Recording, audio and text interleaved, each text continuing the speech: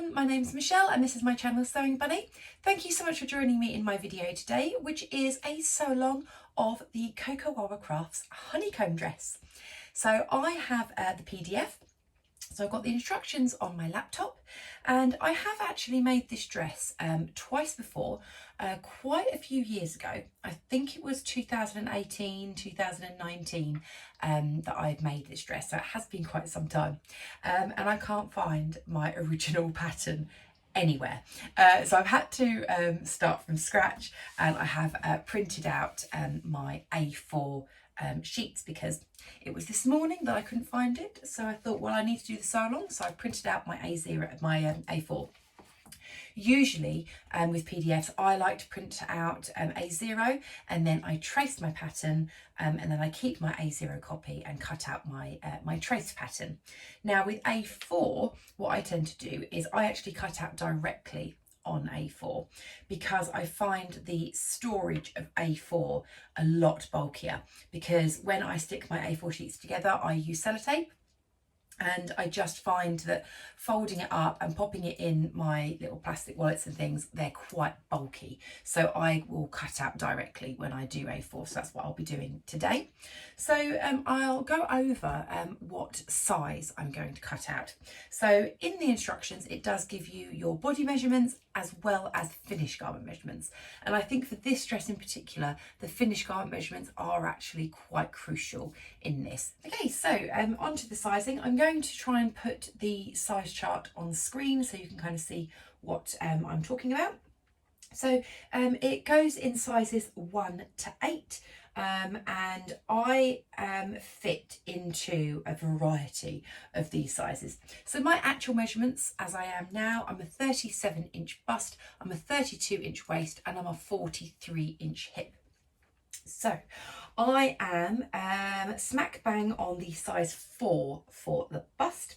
I fit into a 5 or 6 on the waist because I'm a 32 and it shows 31 or 33, and for my hip I am a size 7.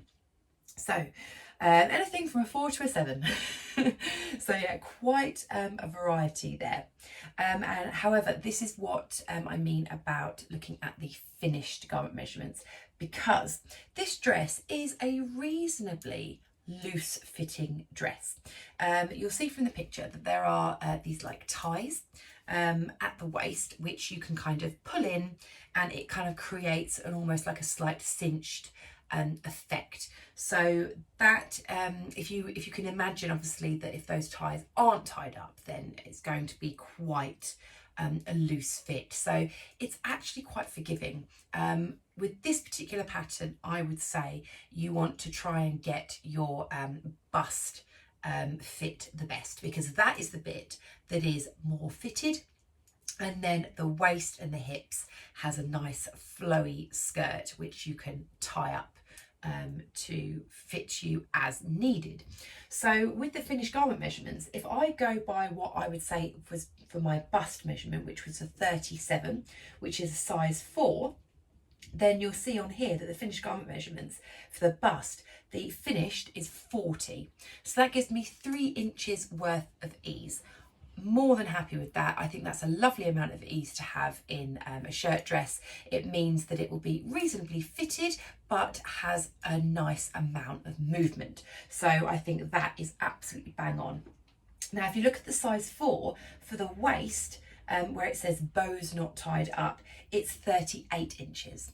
So I'm 32. So that is still a large chunk of inches that I can pull in. And then for the hips, the size 4 is 49 inches. I'm 43, so again, a nice amount of ease. So even though my body measurements, according to the chart, fit between a 4 and a 7, I'm going to go with a straight size 4 because I think that is going to be the best fit for me. So I'm going to get sticking my PDF together. Now I do really like the Coco Wawa Crafts PDFs because you might be able to kind of see where the lines are here. And you'll notice there isn't a line on this side, and that is because it is a no cut pattern. So it means that you can line up each pattern piece without having to cut one side, which is absolutely brilliant. You do still have to cut the bottom or the top, depending on what your preference is, but you don't have to cut the sides, which is an absolute bonus, so less cutting. And just a reminder, if you have got the A4, measure your test square.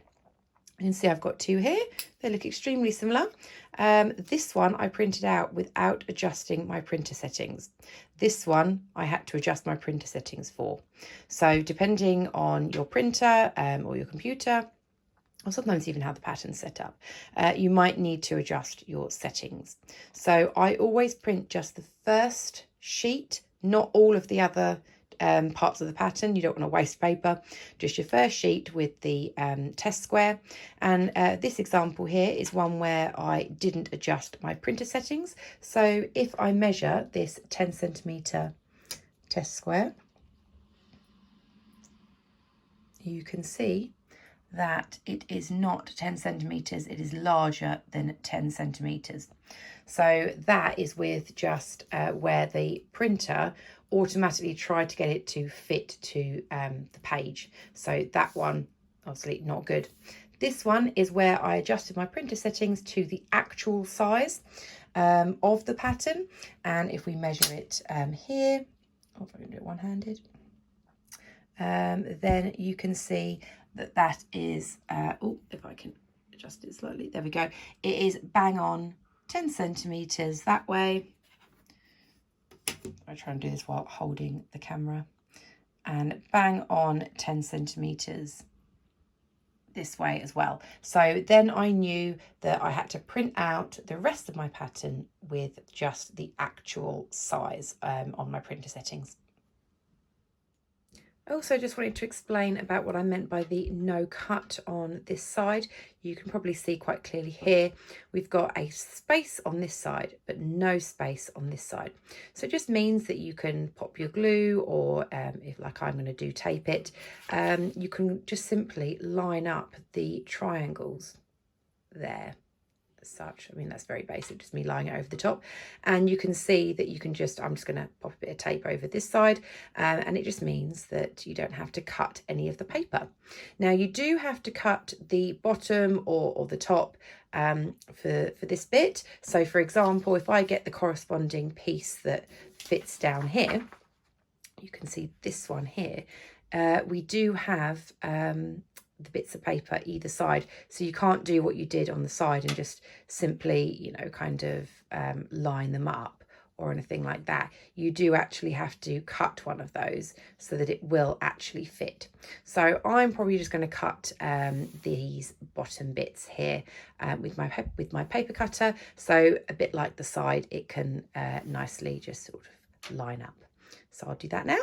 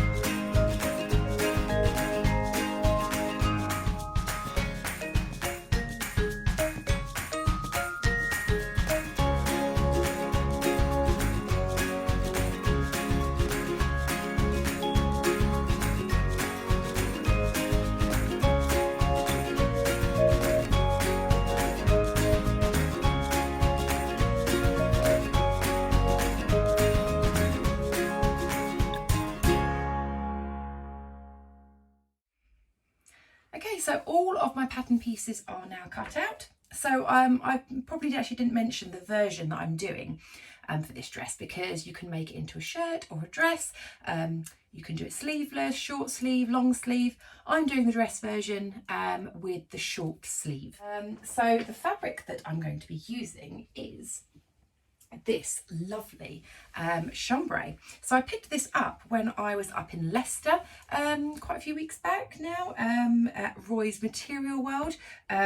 He's an in-person sort of bricks and mortar shop. He's not online or anything, but this is a Rose and Hubble chambray, so you may well be able to pick it up in sort of other shops and things. But yeah, it's a lovely soft chambray with these white flowers. So I've given it a nice wash and a good press, so that when my pattern pieces are laid down, it's going to be nice and flat. But yeah, it's really, really nice fabric. I've got 3 meters of this, so I've got enough obviously to cut out all of my pattern pieces. But I did want to mention that if for any reason you may be a little bit short on fabric, or you want to make a few different details, what you can do, and what I have actually done in the past actually with this dress, is use alternative fabrics for different pieces. So the 3 pieces which I would probably recommend if you wanted to, you know, use different fabrics, is first off the pockets. So yeah, pockets, they're great if you want to use like fat quarters, or you know, if you've got some fabric scraps and things. So yeah, you can always do alternative fabric for pockets. You can also, with the yoke piece, which is the back of the shirt dress, you need to cut 2 of these, one for the outside and one for the inside, because on this pattern you do the burrito method. And what you can do is you can cut one on your main fabric and one in an alternative fabric. So on the inside of the dress, it's a different fabric. I'm going to be obviously doing all the same fabric, but that's quite a nice little option as well. And then actually my previous 2 honeycomb dresses that I've made, or my only 2, the straps that you tie, you know, to bring the skirt section in, you can do that in a different fabric. So my first version that I did was a plain chambray, which unfortunately has been loved to death and is now gone to textile recycling. But that I did like a floral cotton for the ties. And then my double gauze version, my yellow version, I did black ties. So you can do different colour ties as well, because that's obviously quite a long piece of fabric that you'll kind of need for that. So yeah, you can use that for different fabrics. I mean, again, you can, if you wanted to, with the collar, you could do one for the outside collar and one for the inner collar. But with my version, you can definitely see the inside, because I don't button it all the way up to the top. But yeah, those are just a few options, just in case you wanted some different options if you didn't want to, you know, use as much fabric, or you wanted to, you know, scrap bust. So there are just some options there for you. So yes, I'm going to now get cutting out my fabric. Misty, my little black cat, is just sat just underneath you. She's got a little bed set up there. So yeah, if you can hear any like chinkling of a bell or anything like that, that's why. And then you may have seen her and Bentley make a little appearance when I was doing my pattern cutting. Stuart, my husband, thought it'd be nice to bring them in and say hello.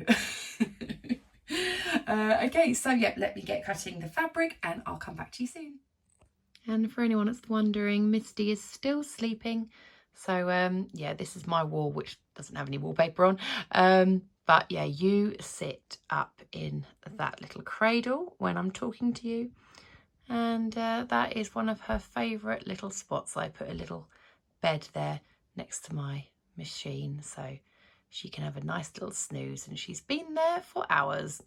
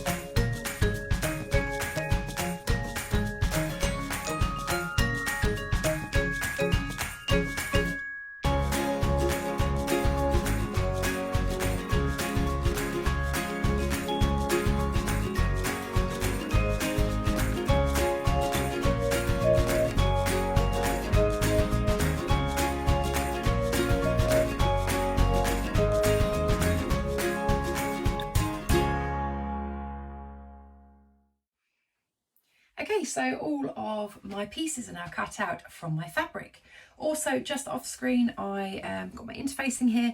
I cut out one of the collar parts for the interfacing, and also on the front bodice here there is, if you can see here, these two sort of lines. You need a bit of interfacing that's this width and the length of that front. I think it's like 3 centimeters wide, and then I just held my pattern sort of alongside it and cut it so just along the front to give some stability to the button placket. So I've done that. If anyone's wondering what interface I've used, this is the Finalizing F220. That's the one I've got. I buy it on like a sort of by the meter, so always have plenty. It's really nice weight. So now we have everything cut out and ready to go. Let's start sewing. So yeah, I'll just set up my machine and everything and get the instructions ready, and we'll go through the first steps. Also, I just forgot to mention on the skirt piece, I'm not sure whether you saw in the fast forward, but I did lengthen the skirt ever so slightly. I've lengthened it by 1.5 inches, and that is just because I don't quite know how long I want the skirt. I can't quite remember from my other 2 versions, because I don't own them anymore, what the skirt length was like, but I do remember it, I think, being sort of knee length on me. So I did another 1.5 inches just so I could play about with the length of the hem just ever so slightly. But yeah, apart from that, all cut out completely standard. Okay, so we're starting off with the back bodice piece, and we're going to be marking the darts. Now on this pattern piece here, you can see there's loads of little lines and everything. What I've done is highlight in green my lines so that you can kind of make it a bit clearer, so you can definitely pick out which ones. So yeah, I would recommend colouring it in the colour you want, and then you need to mark the dart on the reverse of your fabric. So there's many ways to sort of do this, but my personal favourite method is I use a little pin and I make little what's that, little rips during those sort of lines. And then what I do is when I'm lining up the bodice onto the main part of the fabric, is that I then colour in where I've made the little rips, and then when I lift it away I'll have the dots, and then I can join them up. So that's what I'm going to do for this one, so I'll show you what that looks like. And then I don't know if you'll just be able to see where I've joined up all of the dots with my ruler and created that dart shape, and then that just means it's easier for me to then pin it together, joining up the lines and creating my dart. So I'm going to do that for the other side now. And you may just be able to see that second one. So those are the 2 dart markings. So now I'm going to get those pinned and get those sewn. Okay, so those are the darts now sewn, and I've pressed them towards the centre of the bodice. So if we turn the back bodice piece over, so this is the right side of the fabric, you can barely see those little darts in there, but it'll just give it a really nice bit of shape. And now what we want is the yoke pieces. So this is where we cut 2. So you may have the same fabric, or you might have an outer yoke and an inner yoke of a different colour. So just be warned which one you're using on this bit. This, we're using the outside bit, so you want the same fabric if you're doing 2 different fabrics. And you can simply see how that fits on there to create that full back bodice. So it's just simply right sides together, line up there and sew along. Okay, so that is now all sewn together. So we've got that now attached. So you want to keep with the wrong side, and what you want to end up with is on the inside of your shirt dress, you're going to have a piece of the fabric showing on the inside as the inner yoke, so it just looks quite nice like that. So what we need to do is we need to attach that. So what you want to do is this part of the yoke, you just want to tuck back behind and have that lying flat. And then you want to grab your other yoke piece. Now, if you imagine on the inside, that's what it's going to look like. You're going to have this bit with the fabric showing. So you want the right side towards the wrong side of the fabric, like that. And of course, again, just sew along there. I would recommend that when you pin it, you actually, when you go to sew it, sew the other side that you've already stitched, and you can use your stitch line as a guide to follow. So this is what you'll end up with. You'll have one yoke piece on this side. If I flip it over, the main yoke piece on that side. Now just make sure on your outside piece, just you know, have a look, have a little stretch of the seam, just make sure there's no stitching lines kind of popping out there, and that you've done it nice and evenly. And then we can just set that to one side for the time being. We'll come back to that when we assemble the rest of the bodice. So now we're moving on to the front bodice piece, and this is where you cut out those strips of interfacing.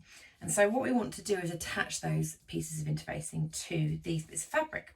So each of your front bodice pieces, if you lay them out wrong side up, so if you can imagine, that's going to be the shape of your front bodice. So you want to lie each of these interfacing pieces, line up against the edge there and there.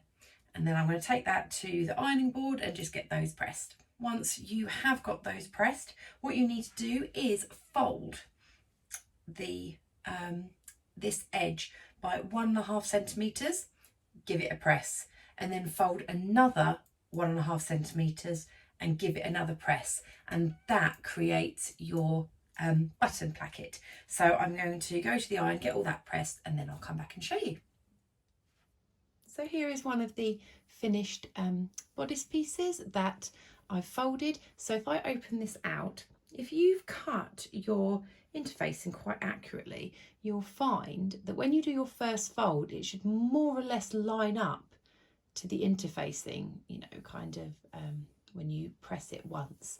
And then it's just a case of pressing it again, encasing that, and give it a nice press. So you do that for both of those bodice pieces, and then what we want to do is top stitch it. Entirely up to you. If you want to be really super accurate, you can stitch from the wrong side, and you could edge stitch all the way down here, or if you want to sew from the front, then just make sure that you catch all of the fabric behind, and that creates your button placket, which will be reasonably narrow.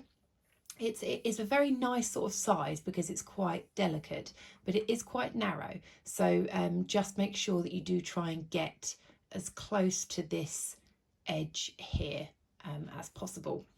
Now I do have to just say, the next step once you've done that is to then do your buttons and buttonholes.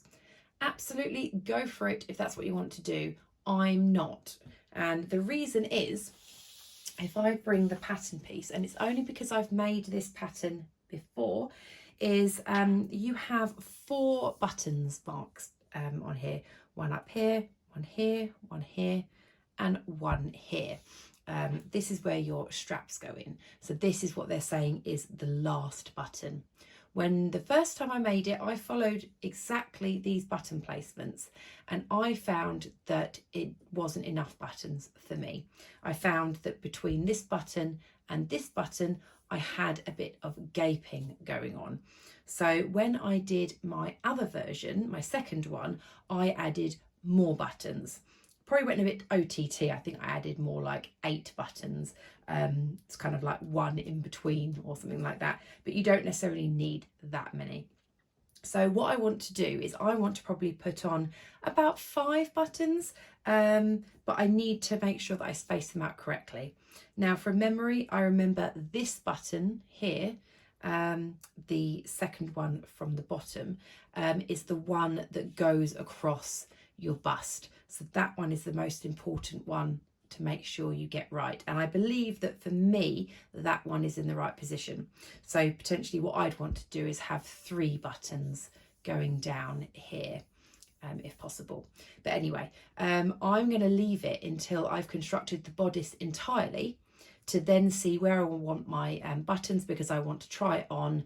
I want to pin where I want my buttons to be.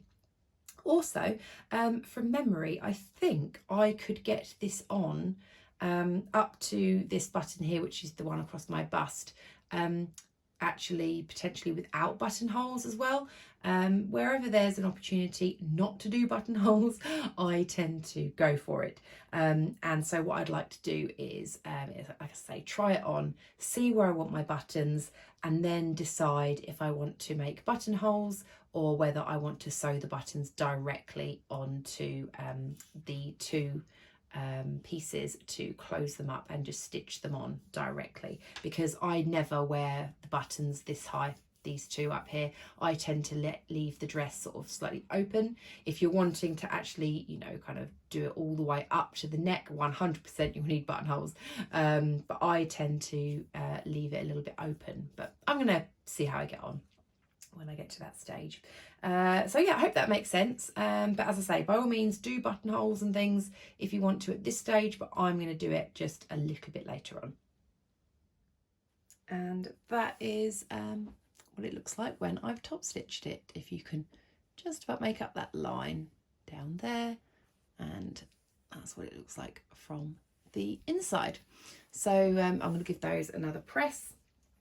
And now I can set those to one side as well. Okay, so the bodice pieces have been put to one side, and now we're going to move on to the ties. So there are 4 ties. So you have like one that goes to one side there, one that goes around the back to then tie it up. So we need 4 of them in total. So I've got my 4 pieces here, and what they are asking you to do is to press them more or less like you would do a bias binding.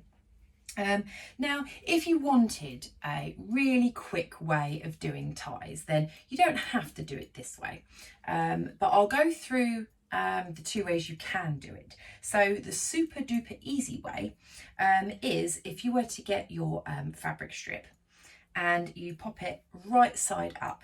If you then fold it in half along the long edge all the way along, and then if you were to sew all the way down and then simply just turn it out, so you have like a long piece there, and then what you can do is tuck in the ends, or alternatively you can sew up one side and turn it. That way you could do it really quickly, really easily. I'm going to do it how the instructions, sorry if you can hear Misty, oh she's about to get up. Hello. Oh, no one wants to see your bottom. Oh, you've been sleeping for ages. Oh, you're so warm. Very nice. Oh, lovely. Right, do you want to come over here? I think she knows that it's her dinner time. I know. I'm going to finish up soon, I promise. Sometimes she just has to have a cuddle. She won't stop until she gets her cuddle. Right. How am I going to show this with you here? Yes.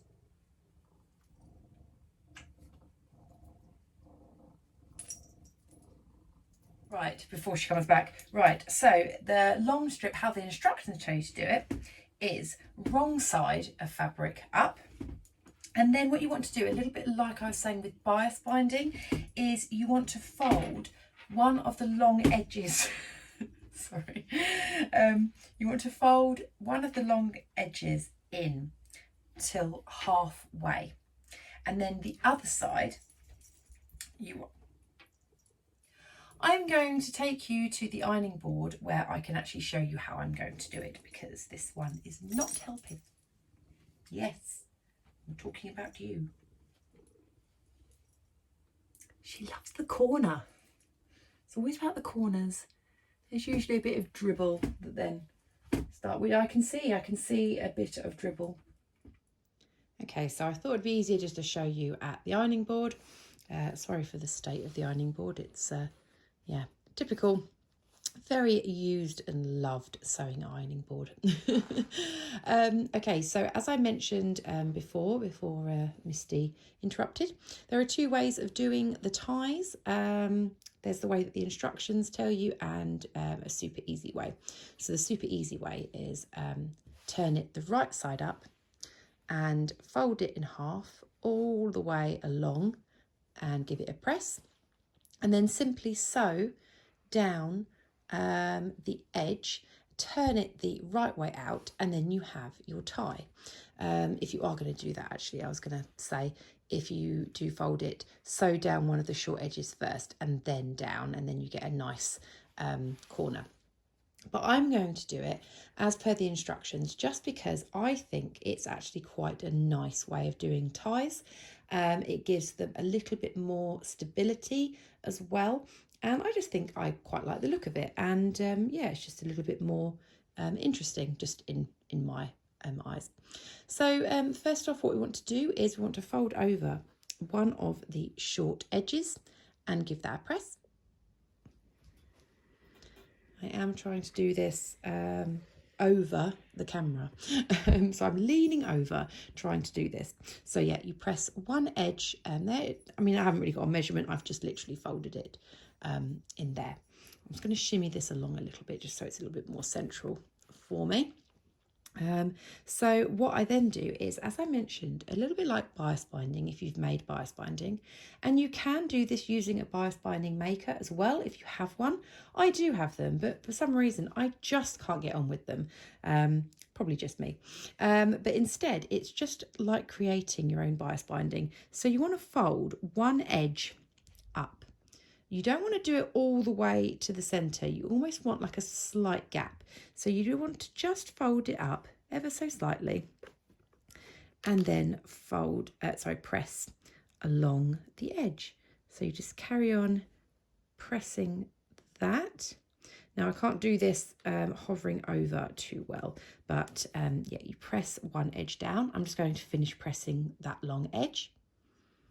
So there we go, it's pressed all the way along, and then you want to press the top side inwards as well, and you kind of want to, can you see there, just leave an ever so slight gap. It just makes it easier when you fold the two pieces together. It just makes it sit nice and flat. Give that a press.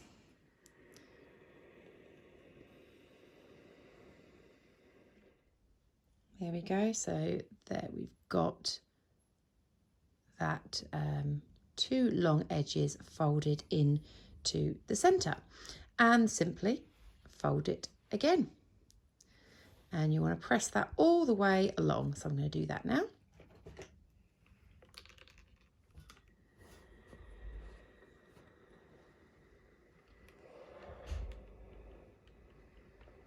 There we go, and then after pressing you have one long tie, and if you've done it nicely enough, you shouldn't have sort of any overlap either side, if that kind of makes sense. It should be quite even throughout. And the reason why I like this one is just because I just find it just has a nice weight to it with a tie. It's just a case of when you tie the bow, you almost have like a little bit of structure, which I think is really nice. But absolutely, by all means, if you don't want to do this method, just do the super easy version. It does the same thing more or less, which is to tie the dress to make it cinched. So either option I think is good. So because now I've done that, what I need to do with these is, there is an extra step obviously because at the moment it's still open, is to top stitch it. So you simply just want to top stitch all the way down. So if you're struggling at all with sewing the ties, I'll just show you what I do. So you've got two sides to the tie. You've got the, what I was going to say is the clean edge, which you've folded over. That's the clean edge. I would leave that till the last bit and actually start off with the raw edge, which is going to be tucked into the dress. So if you start off with this edge, it just means that you've got a little bit more fabric to play with. So you want to line it up on the machine so that you're sewing right on the edge. And I don't know if you'll be able to see it all, but you can sort of see there that the fabric is sort of almost to the back of the presser foot. That means that you've got a lot more fabric to grip with when you go forwards and backwards to secure the stitches. So if I start this, and then when I get to the end, I am just going to go backwards and forwards and finish it off. So if I put my needle down and then go forwards and backwards,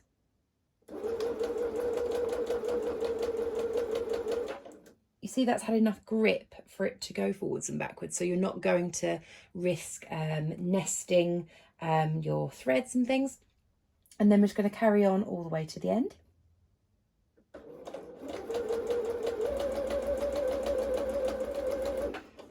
Okay, so you can see that I'm at the end here. So just make sure that any loose threads are tucked in or cut away. And then I'm just simply going to go all the way to the end and then back stitch.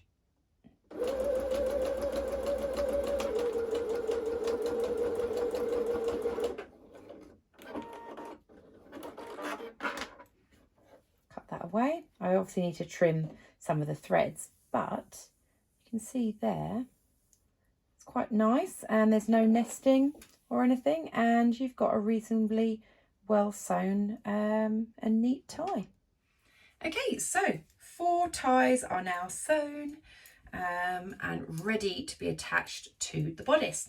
So I'm going to leave it there for today. I need to get some dinner on and everything.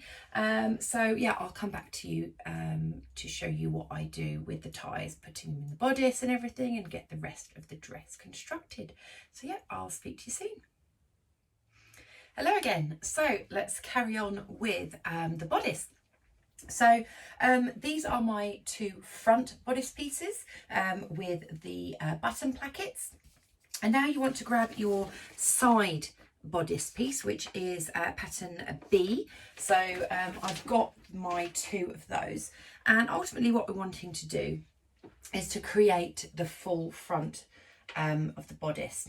So if you were to imagine obviously these lined up and this lined up, so you end up with your full bodice there, and then you just need to attach the back piece.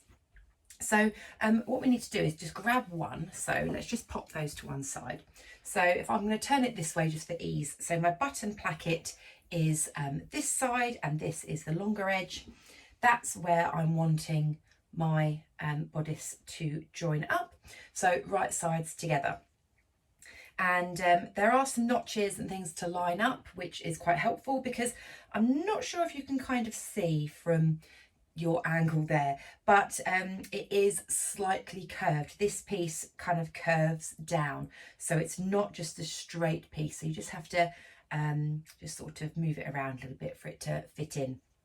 Also to note is you want to pop some of your straps in.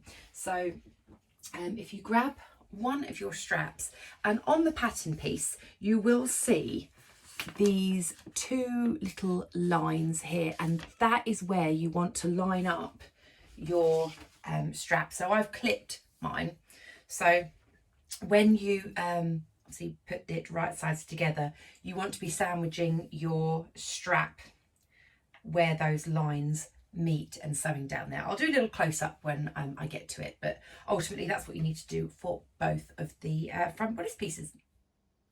So I've pinned all the way down my bodice and I've sandwiched in my tie, which is here. And what I've done is I've just done the stitching side down, so towards the hem, just because that's my preference. So yeah, just make sure you get it all lined up. There will be some bits where you can see you have to kind of not stretch it to fit, but just kind of, you know, relax the fabric for it to fit in. And you've got these 2 notches. You can just see 1 notch here and 1 notch here. Just make sure that they are both lined up, and that is where you will sandwich that strap.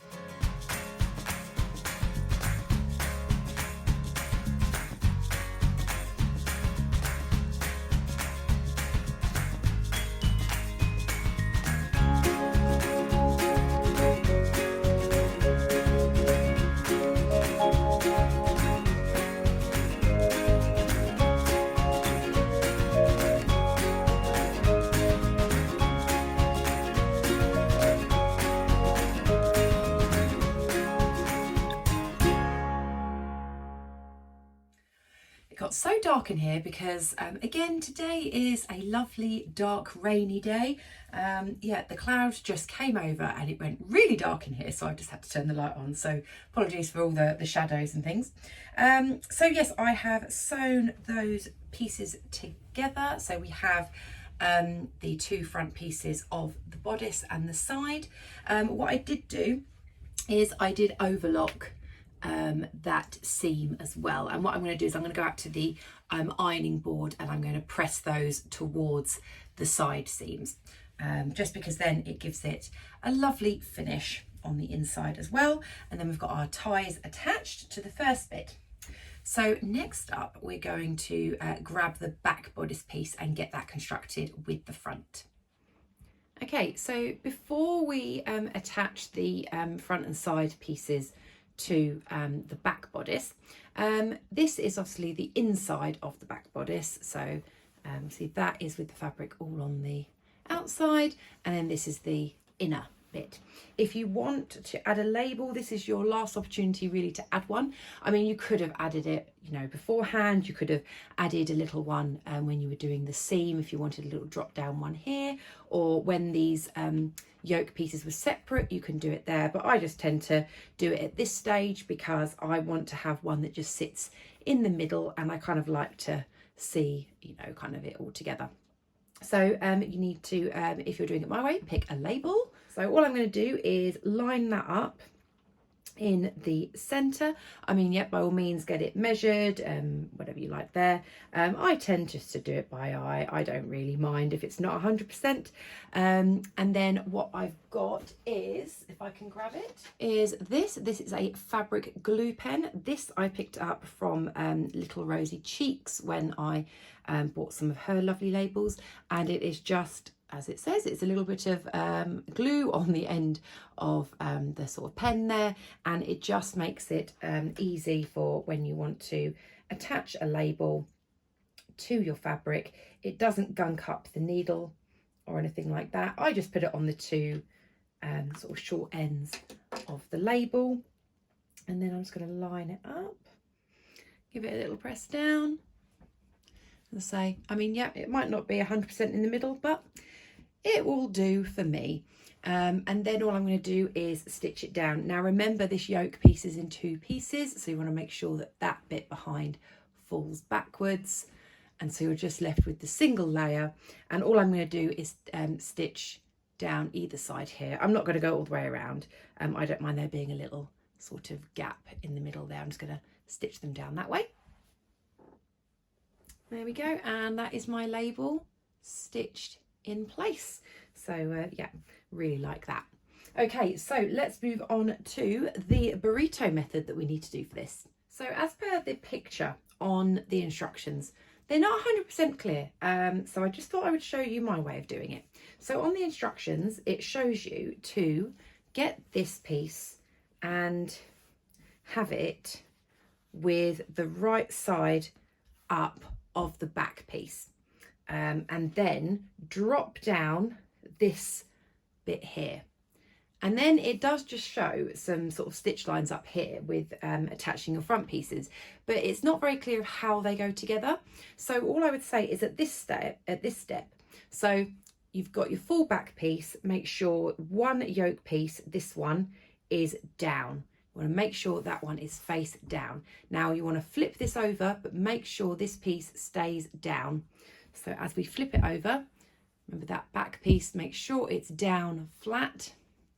So you've just got a single layer there. So you've got your one yoke piece here, which is your inside one, and you can just see the outside one sticking down there. Make sure that is definitely down behind. And then what you can do is grab your front and side pieces. So you want to grab your side and front piece, and you want to simply layer it over the top.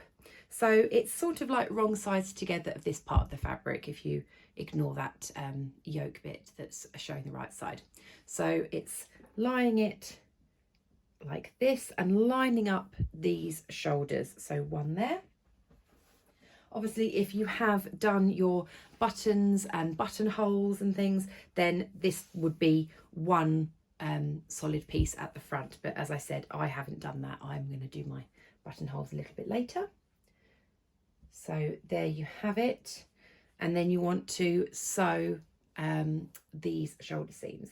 Everything's at 1 centimetre seam allowance on this pattern. So yeah, don't deviate from that. Just do 1 centimetre. So I'm just going to quickly get that pinned in place. Okay, so that is all pinned along the shoulder seam. So I'm going to get that stitched. So if I turn it round to the back, just remember that yoke piece is still facing down. So I'm going to get those shoulders sewn, and then I can show you how we roll it up. Okay, so the shoulders are now stitched in place. So now this is where we want to roll up the top, and so we can do the burrito method. So just simply shake out your top and make sure it's laying nice and flat. Your ties, just make sure that they are out of the way, so get them all tucked in there.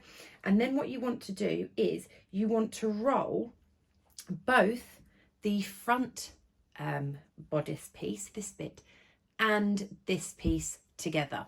So if you just start off at the bottom and try and get a reasonably tight roll.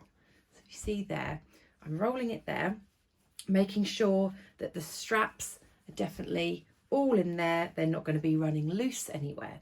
Now, when you get to this point, you can start seeing this yoke that we push down at the back coming out. You want to keep that down, and you want to keep it all rolled up until, can you see here, this is the seam of where the two yoke pieces join. So you should have almost like a yoke shape at the top and a yoke shape at the bottom. Once you have that, and if you've rolled this nice and tightly enough, you can bring these shoulder edges to these shoulder edges. So like so, like this. Yeah, and can you see in there that all that fabric, if it's rolled nice and tightly, is all in there? Because what we're going to be doing is we're going to be pinning these shoulder seams. So I'll get pinning those. Now, what I would say for your pinning, because I just thought of it, is, obviously I've done it this way. Flip it around the other way. And the reason I say that is because when you stitch it, you can see your stitching line here. It's so important that you make sure you don't go under that stitching line, otherwise you'll see your stitches on the outside. Once you've turned this the right way out, it's very difficult to fix things. So try and pin it with the stitching side facing you. Now also, just as another little tip that I do is, at any point you don't want this kind of unrolling or anything or getting caught. So what I would suggest you do is, it's almost like kind of make sure, can you see the rolled bit of fabric in there? Just make sure it's really pushed down here. And what I like to do is just add a pin here, just to secure, so that I know that none of this rolled fabric will go sort of past that pin. I mean, if you're careful, you should be absolutely fine. It's just something that I've always done because, as I said, once you sew this, it's quite difficult if you've made a mistake to get back to this stage. It can be quite fiddly. So yeah, just try and make your life as easy as possible. So now we're going to go to the machine and I'm going to stitch along this stitching line. Now, if you maybe are a bit nervous about following this stitching line exactly, what I would say is, let me bring this closer to you there, if you can see the stitching line. If you're going to go wobbly this side of the fabric.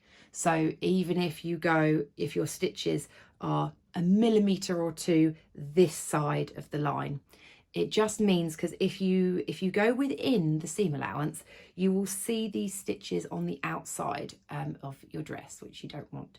So try and follow that stitching line as best as you can, but if you are going to be a little bit wobbly, try going towards this side so that you don't get any visible stitches. So there we go. I have now stitched following along the same lines there. So take your pins out if you have put those in. And then what we want to do is just fold it all out. So probably best thing to do is just to grab that bit in the middle. Now be careful not to stretch your neck too much because otherwise that could alter the collar. I mean, you can stay stitch it, but yes, I haven't. But yeah, so just take all of this fabric out and start unrolling it. One bit there, take the other bit out, just gently pull it there, and then you can unroll it, give it a little bit of a shake. There you have your inside, and it is all lovely and encased in there.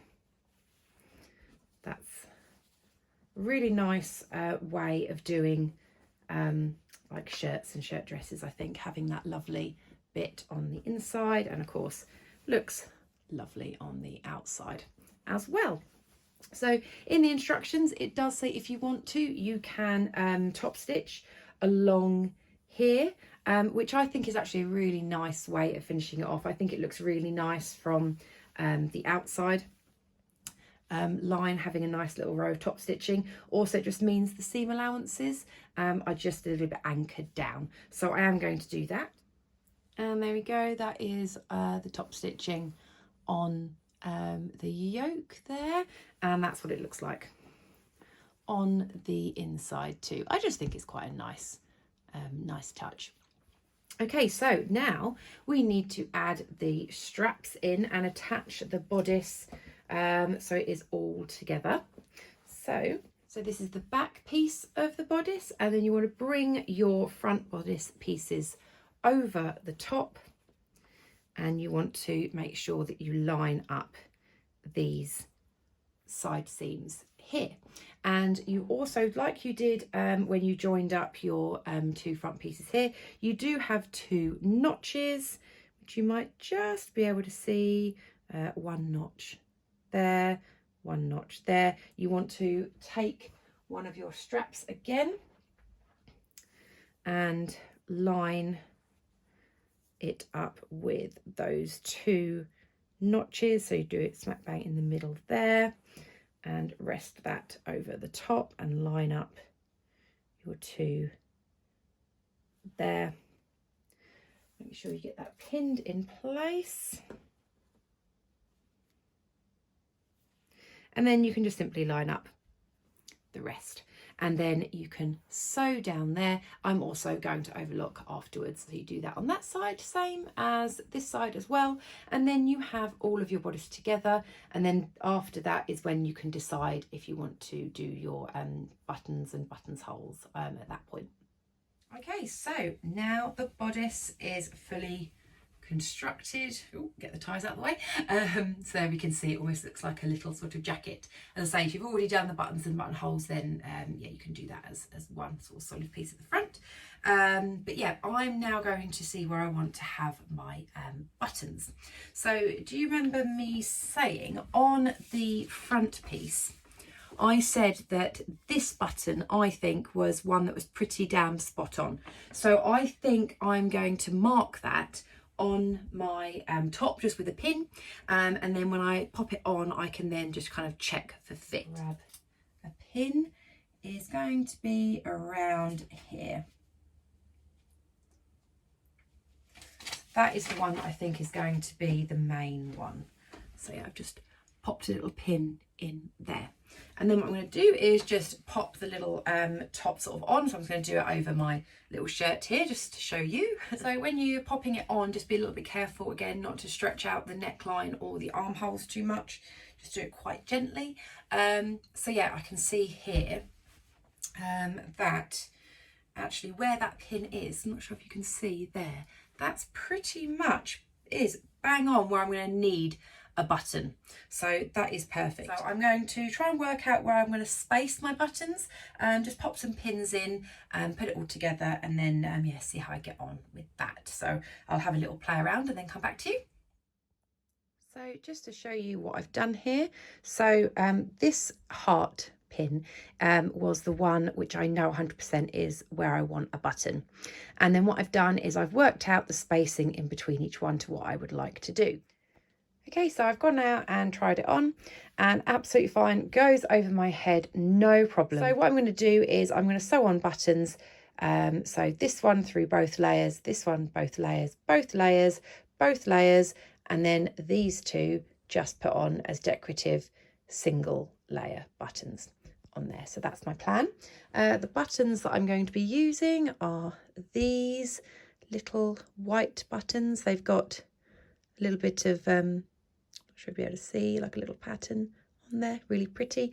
I like them because they're slightly off-white, which kind of I think goes nicely with the flowers, and they fit quite nicely on the width of the button placket.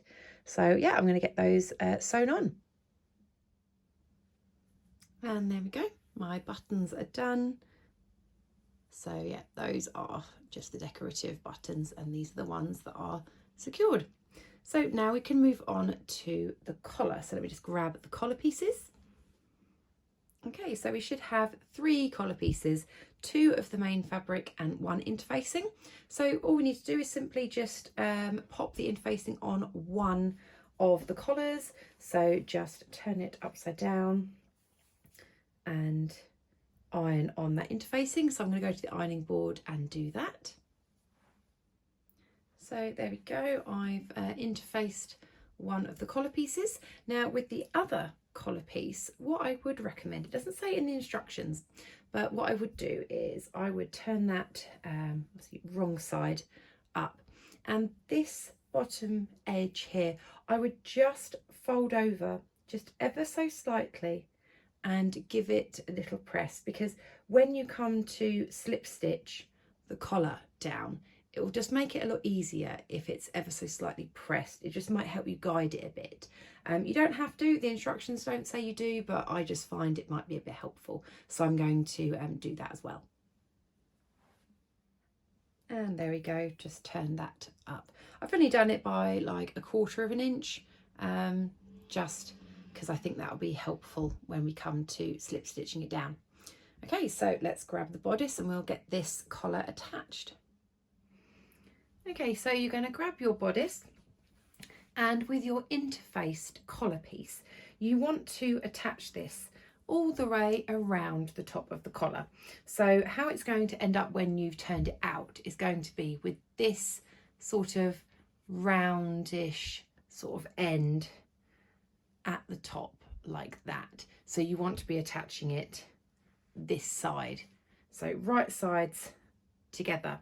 And what you want to do is you want to make sure that there is a 1.5 cm gap at this side. That's more or less bang on, 1.5 cm, and then get that pinned.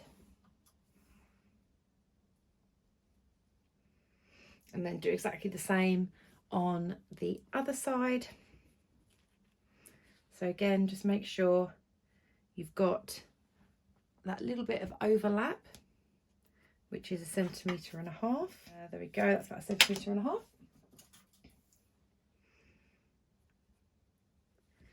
There we go. And then you want to continue pinning all the way around.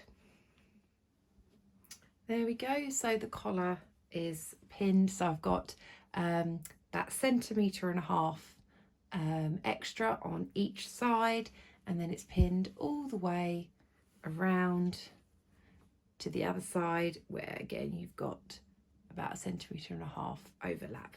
Now I did find that the interfaced collar, it was maybe ever so slightly bigger than the actual neckline, but just with a little bit of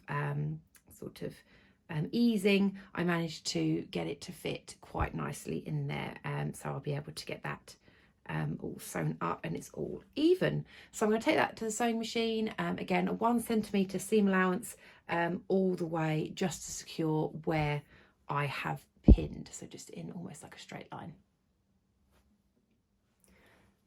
So the collar is now all sewn on. Just make sure that you haven't got any bits of fabric caught up, any puckers, because yeah, I realised I had a little bit of a pucker here, so I had to just unpick this little bit and redo it, just so it means you've got no tucks or anything there. So once you've done that, then what we need to do is clip in the curves. So it's just going along where you stitched and just cutting out little V's. Make sure you don't go past the stitching line, and it just means that it's a bit easier for when you turn your collar around, that you've got a bit more movement. So I'm just going to cut in on there. So I've done that, just cut little triangles in the seams. I mean, you can do more than that if you want. I don't think you really need to do too many, because yes, it is a curve, but it's not a drastic curve, so I think that should be okay. And now we want to attach the other part of the collar, so let me just grab that. So I've got my other collar piece here, and what we want to do is we want to attach it right sides together to this collar. So if we have this first bit here, we want to put it right sides together, so right sides together, and almost match up those pieces there, so it completely matches. And then you want to pin, and again you want to do that all the way around so that it fully matches everything, get it all pinned in place. So I'll come back to you once I've finished pinning. Okay, so there is my inner collar all pinned to the outer collar. Now, another thing that I have done, which isn't in the instructions, so feel free to do the same or just do as the instructions say, is on this inner collar where I pressed up slightly, what I've done is I've actually pinned down the sort of hem that I've done. And on the other side, where the seam allowance is here, I've also just turned up that bit of the seam allowance as well, and just made sure that pin has gone through there. I just find when you then sew here, because you're going to have to join all of this up where you've pinned, I just find it easier when they're both turned in, because then when you turn the collar out, then you've got this hem sort of almost already started for you, and it's easier to slip stitch, and it just means that it's neater and flat, that you've pushed that seam allowance down. If you were to have them open, by all means you can go across and round and then tuck it in, there's no problem, but I just find it can be a little bit bulky sometimes, so I just prefer doing it this way. I hope that makes sense. So I'm going to start from here. Now this time it is 1.5 centimetre seam allowance. Everything else on this pattern is 1 centimetre, but for this bit it's 1.5. So you're going to do 1.5, which will more or less take you straight on this line here, so you're almost joining up here, and then you're just going to follow the curve around, everything at 1.5 centimetres all the way around to the other side. And again on the other side I've done exactly the same. I've just folded that down so that when you go round, you'll then join up those bits as well. Okay, so I will get sewing that. Okay, so that has all been sewn up. You're probably able to just about see my stitching lines there. So yeah, it just means that when you turn the collar, then you'll be able to have everything sort of tucked in quite nicely. Now this is very bulky because we've got quite a lot of seam allowance here. So what we're going to do is we're just going to trim this seam allowance down to about maybe 1/4 inch above the seam allowance line. So just cut all of that off and then it reduces the bulk, and then we can turn it the right way out.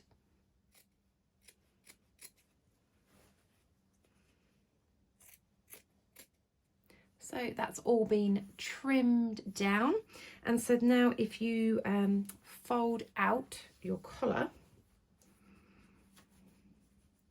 so you just need to get maybe a bit of a point turner or something in there, but you should have quite a nice edge to your collar. Obviously it will need a little bit of a press and everything, but yeah, if you want to go to your ironing board, give it a nice press. And then what we're going to do is the seam allowance on the inside, you want to make sure that that is up, so that's pressed up, and then your inner collar is over the top and slip stitched in place like that.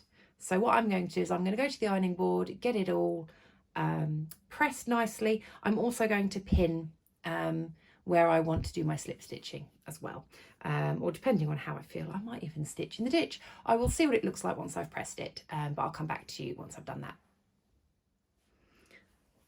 Okay, so I've pressed my collar a little bit more so that I know kind of what I can sort of work with, and I've decided I am actually going to, rather than slip stitch, I'm going to stitch in the ditch.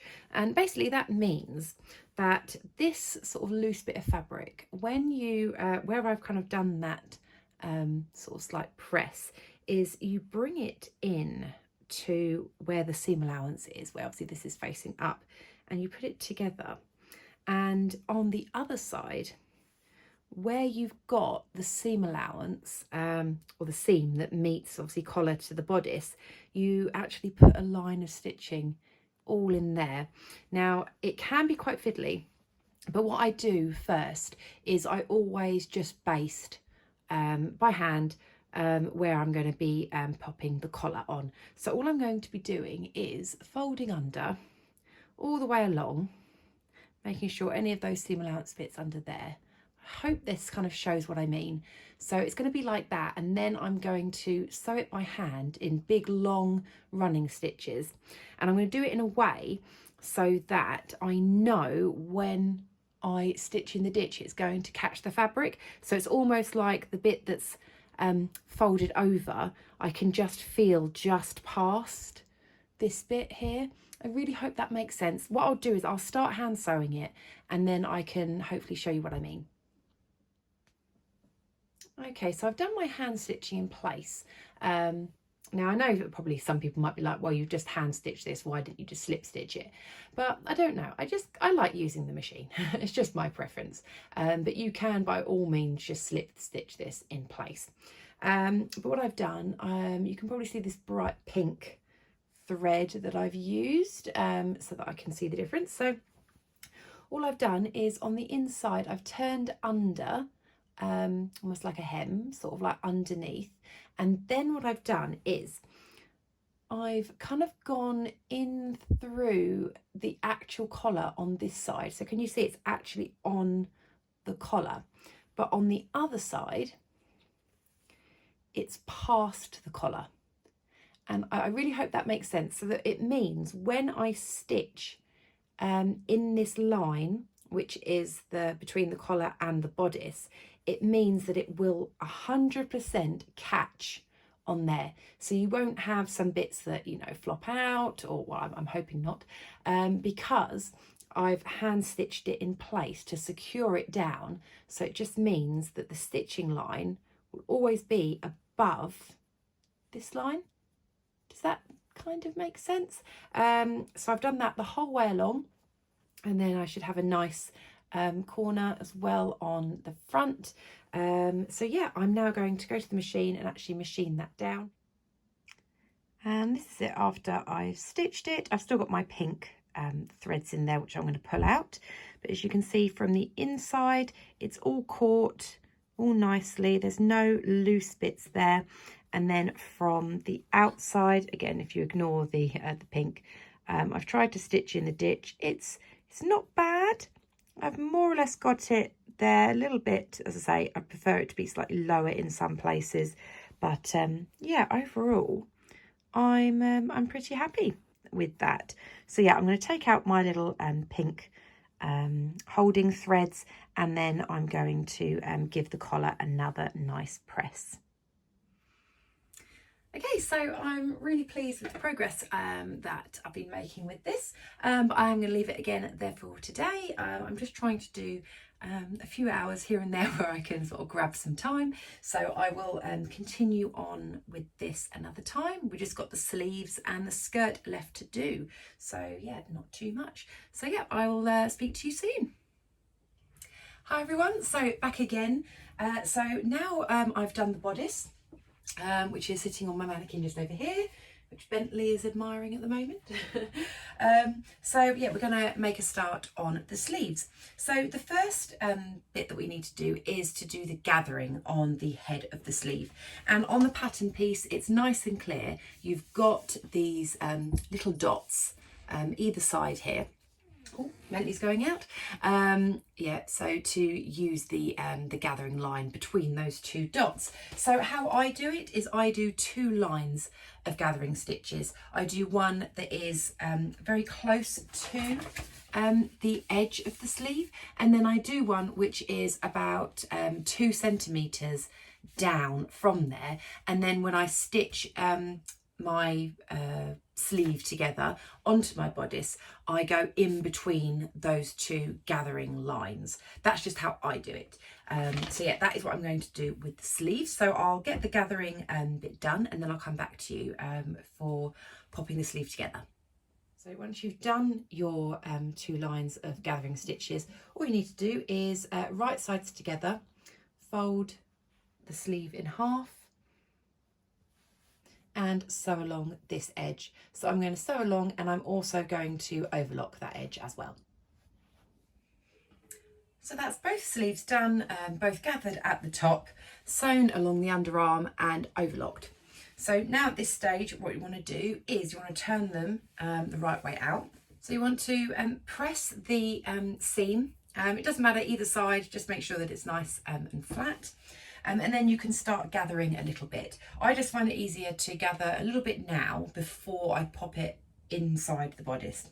So all you need to do is just grab the tail ends of the threads that obviously you've done the gathering stitches with, give those a pull, and you'll start to see that it starts to gather up, and you just kind of want to shift it along a little bit just to even it out. You don't want it too heavily gathered, you just want it a little bit gathered, just so that it makes it a little bit easier when you're lining up the sleeve and everything.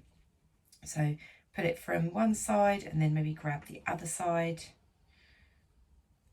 and give that a little pull as well. Just try and pull them both evenly. That's probably the main thing. So as I say, don't pull them too tight because you want to play around with it when it's actually in the bodice, but ultimately once you've started gathering, you'll see that it's creating this shape like that. There we go. So now what we want to do is grab the bodice. So we've got the bodice, we want to turn that inside out. Now on the pattern, the notches on the sleeve will match with the notches in the armhole. So the single notch is the front of the arm, then you've got that one notch at the very top of the sleeve head, and then you've got a double notch, which means it's the one towards the back. So if you grab your sleeve and just have a look and see which one obviously you want to put in each sleeve. So this one for example, is the one that I want to use on this side, because I've got the double notch at the back and I've got the single notch at the front. So what I'm going to do is I'm going to feed this through, so from the bottom up into the armhole, and then I'm going to match up the notches. So I'll do a little zoom in on that bit. So this is where I've brought the sleeve through the bottom of the bodice and it's poking out the armhole here. So what we want to do is we want to mark some places with our pins. So first off is the underarm piece of the sleeve, that bit that we overlocked. So you want to line this up with the side of the bodice, and what you want to try and do is lay the the overlocking. So I'm going to have one pointing this way and I'm going to have one pointing the other way. So it just means that you've got them going in opposite directions, which means you reduce the bulk. So you want to line up those, and I always pin on the inside.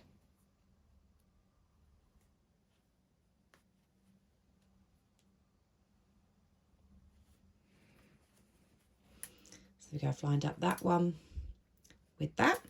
And then you want to line up your other notches. So remember I said the single notches at the front. So we've got this single notch just here. And then on your sleeve piece, you need to find your single notch there, which is where your gathering stitches start. And you want to, again, so just remember it's right sides together. You want to line up those and pop a pin in.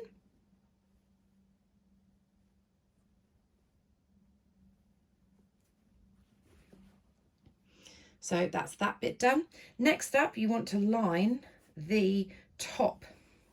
So you've got this line here where your yoke meets the front, and you want to find, now this can be a little bit difficult because you've started gathering, but if you just try and find your notch, I've got mine just here. Can you just see? Just there. If you want to, if you're going to find that bit a bit difficult, feel free to get like a chalk pen or something like that, but I can quite easily find my little notch there. And you want to line that up again with that line, because you know that is going to be the top.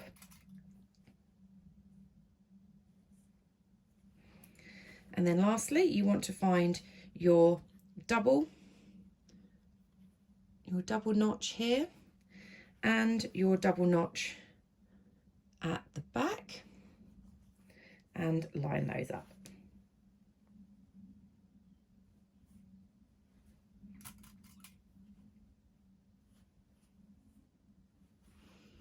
There we go.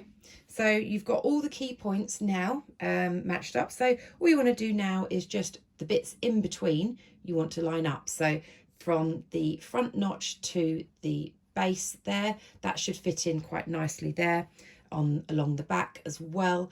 And then this bit where you've done your gathering, so you see I've started gathering it here and we've got quite a bit of excess fabric. This is why I find it easier a little bit to gather a little bit early, is because what you can do is you can then start pulling those gathers out again looser to start matching up with the top. So just do it very, very gently and evenly until you can start matching up all of that. It's a very sort of loose gather. These bits, can you see there? And then that now matches. You've got an ever so slight gather. I mean, you can barely even see the gathering on there, but that now matches, so I can get that pinned. And then again on this side, again you can just start to peel it out a little bit until you can get it to nicely rest up. Can you see there? And then you've got those slight gathers, and then you can get that pinned. So I hope that's helpful. So get that all pinned, and then what you want to do is sew that all in place. I'm also going to overlock it and then do the other sleeve. So there we have the sleeves all in. There we go, it's looking really nice. So now we just need to hem these raw edges on the sleeve. So all I'm going to do is I'm going to take it out to the ironing board. I'm going to fold the raw edge in by 1 centimetre, then I'm going to press it again another centimetre to create a double fold, and then I'm going to top stitch that into place, and that's going to be all of the bodice then completed. Okay, so we've got the bodice now finished. I've hemmed those sleeves. So now we're making our way onto the skirt. So we've got our 2 skirt pieces, and then we've also got 4 pocket pieces. So what we want is just one of the skirt pieces. So what you want is you want it right side up. You want 2 of your pocket pieces, and on these sides here you should have made notches. And what you want to do is, with your pocket pieces, you want to line up the notches with your pocket. So the top part of your pocket should have a little notch, so you just simply line that up there, and then the notch that's on the lower part of the skirt should just line up with the lower notch of the pocket there. So then you sew just down that bit. And then obviously do the same on the other side, and then what you want to do is exactly the same with your other skirt piece and your pocket pieces. So you should have 2 exactly the same. So I've sewn the pockets to each skirt piece, and then what I've done is I've pressed them out so that the seam allowances are facing the pocket. So what I'm going to do next isn't in the instructions. I'm just going to do it because I think it's a good step to do for when you're doing pockets like this, is to actually almost sort of like understitch the pocket. So what you want to do is you want to attach the pocket to the seam allowance using a stitch on the pocket piece quite close to the edge, and it just means that it anchors down that seam a little bit more. So I'm going to do that on all of the pockets, and then what I'm going to do is attach the 2 skirt pieces together. You might just be able to see my stitching line there. Just means it anchors the pocket in place. So I can't quite get it all in shot, but yeah, you've got your skirt pieces there that I've anchored down the pockets on. So you want to have that right side up, and then you want to get your other skirt piece with your pockets and just simply lie that over the top. And what you want to do is match up everything at the side. So across the top, around the pocket, all the way around, and then down this side as well. And you want to get that all pinned in place, and that is where you're going to sew as well. So you're going to start off up the top here. When you reach the pocket, you're then going to sew around the pocket this way and then back down, and so you're leaving a gap there for obviously where your hand's going. So I'm going to do that, and then what I'm going to do is overlock it. So I'm going to overlock again exactly where I've sewn down there, and that is more or less your skirt piece. And then what we need to do is just do the gathering.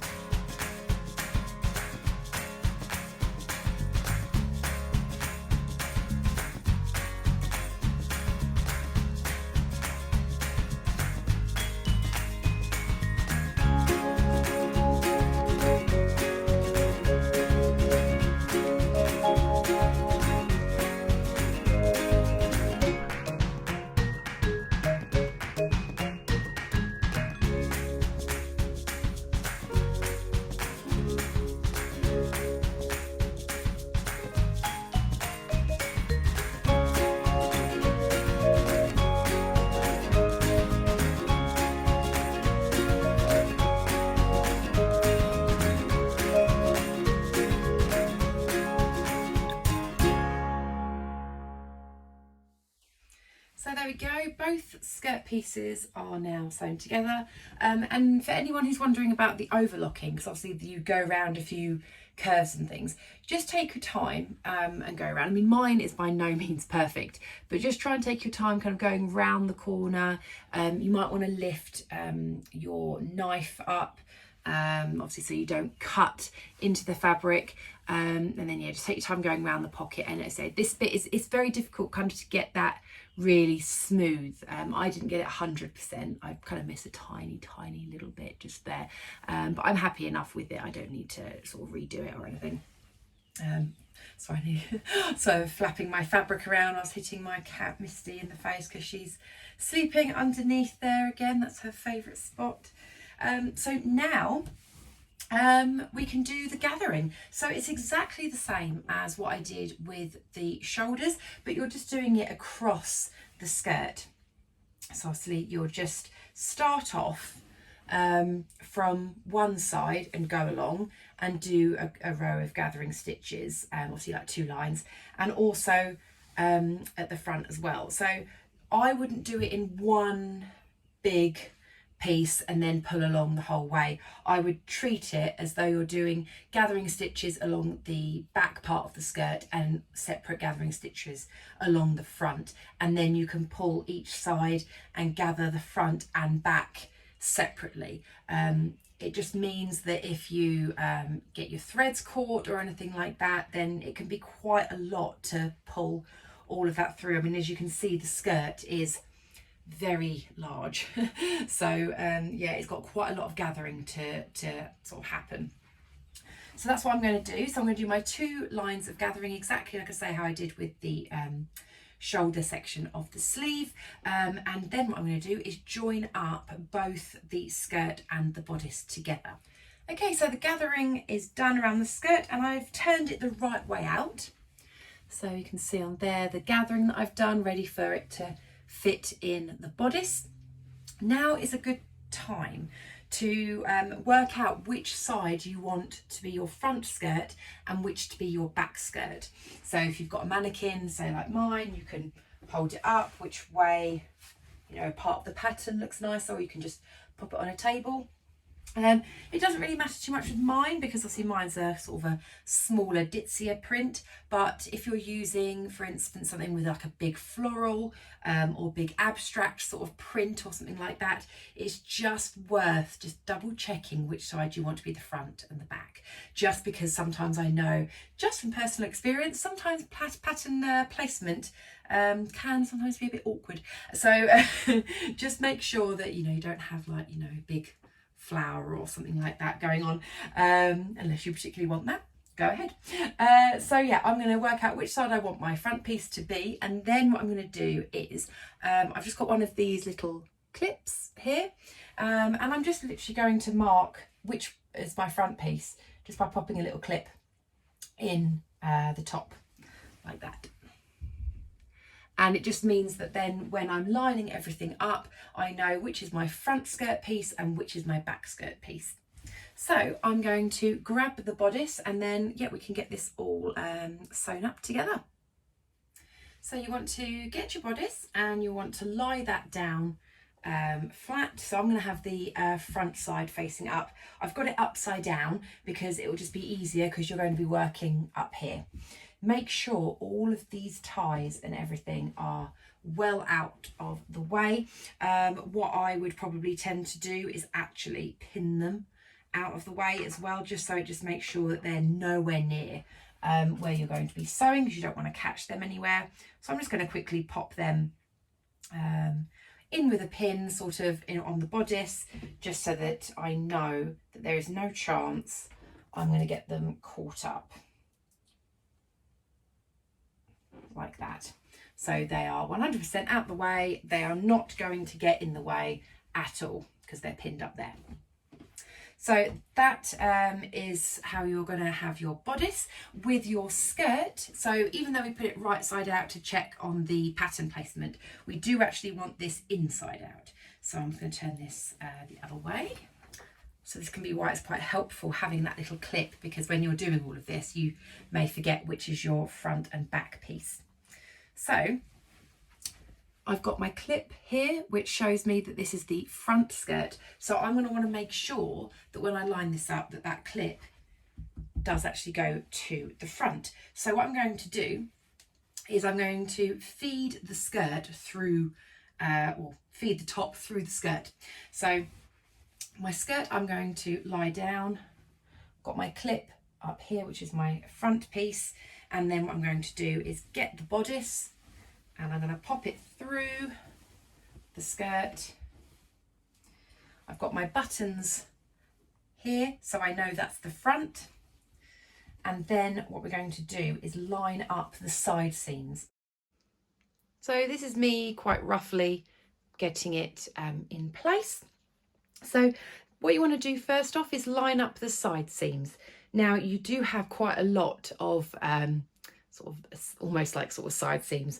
You just need to make sure that on the back, you remember you've got your dart at your back, and then it's the next seam line that you want. So it's this one. Just bear in mind you do have another one here which has got your other strap and then your front. Yeah, so just make sure that you're not lining up the side seam with this one. It's got to be this one. So you want to line up those side seams. So again, you want to make sure, a bit like what I was doing with the sleeve, is have one of the seam allowances facing one way and on the other one the other way, so that it doesn't get bulky. If you have them both facing one direction, you've got a lot of bulk of fabric there. So if you have them in opposite directions, it's much smoother. So you attach the sides and, oh, here comes the cat. Hello, Misty. Have I lost my skirt piece? It's now Misty's.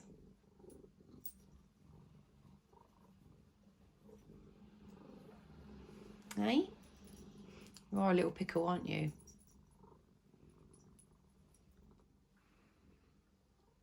Hopefully she'll stay in that little bed that I've made her there. Oh, it's a good corner. Oh, scratch that chin.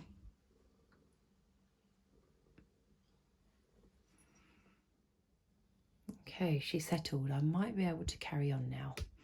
Give it a go.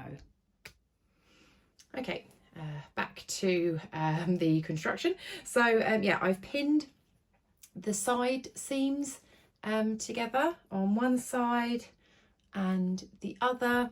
So those are your anchor points. So then what you want to do is, let's start off with the front piece. So try and move the back away from you.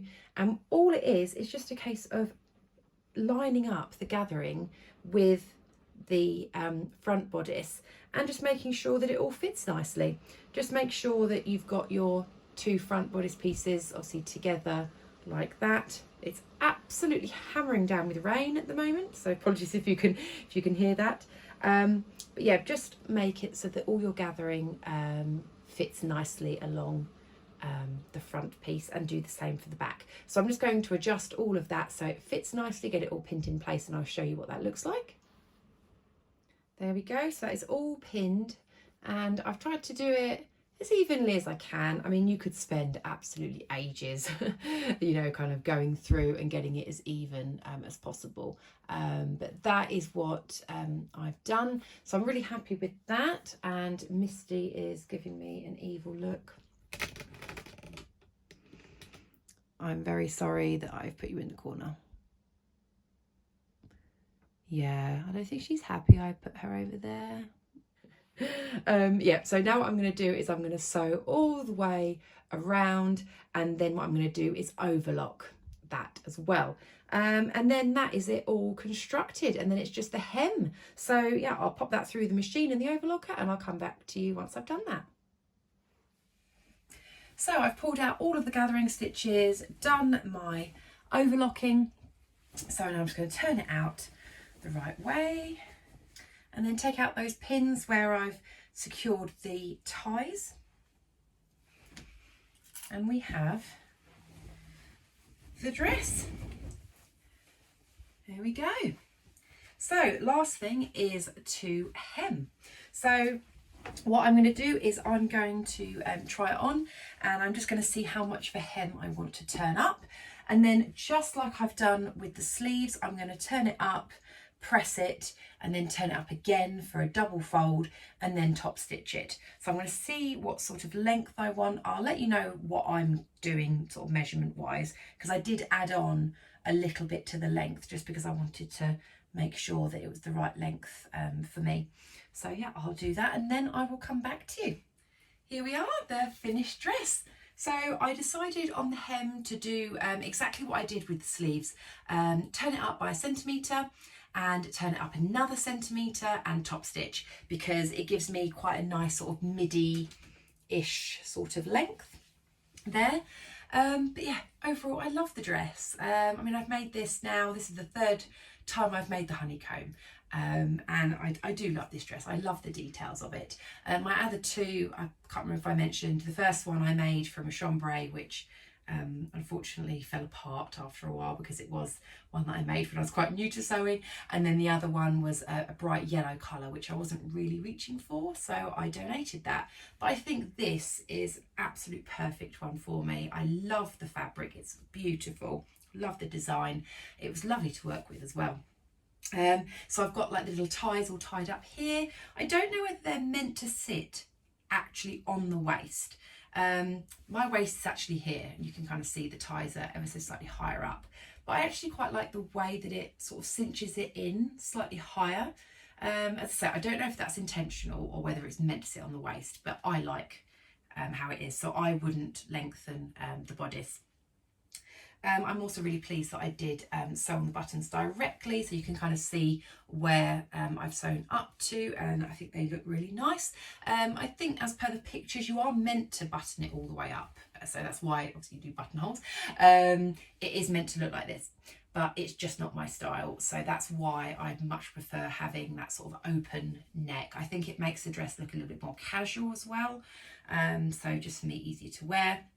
I've also teamed it up with my long sleeve top that I was wearing before anyway, because I think it looks really nice actually with a long sleeve top underneath. Perfect for when it's a little bit chillier like today. But yeah, overall I really do like it. I think it's going to be one that I reach for again and again. The instructions and everything are good as well. I think even if you are maybe a slight beginner, they are good. There might be a couple of bits which, you know, you might struggle with a little bit, like the burrito method isn't 100% clear, I think, on the instructions, but hopefully my video helped a little bit. I'm really happy with the sizing as well. I think it's a lovely fit across the bust and the shoulders. I don't feel like there's restricted movement. It doesn't feel too big, it doesn't feel too small. It just feels really comfortable. I don't know, it's kind of nice, flowy, comfortable dress, but with that cinched in with the ties, I just think it looks really pretty. So yes, I am very happy. So I hope you enjoyed the video. I will insert a little twirl in a moment. I'll go outside when it's not raining, and so you can kind of see it all head to toe without the table in the way, and everything, and a little close up on some of the details. So yes, let me know what you think. Just pop a comment down below. Let me know what you think. If you made the dress, or is it something that you might consider making now? Did you find the sew along helpful? Love to know. Please do give me a thumbs up as well. And if you haven't subscribed already, it would be lovely if you could. If you did find this video in particular really helpful and you do want to say thank you, I do have a Ko-fi page where you can buy me a cup of tea as a little thank you, but of course no obligation to do that. But yes, I will insert those little twirls for you now, and I'll speak to you very, very soon in my next video. Bye.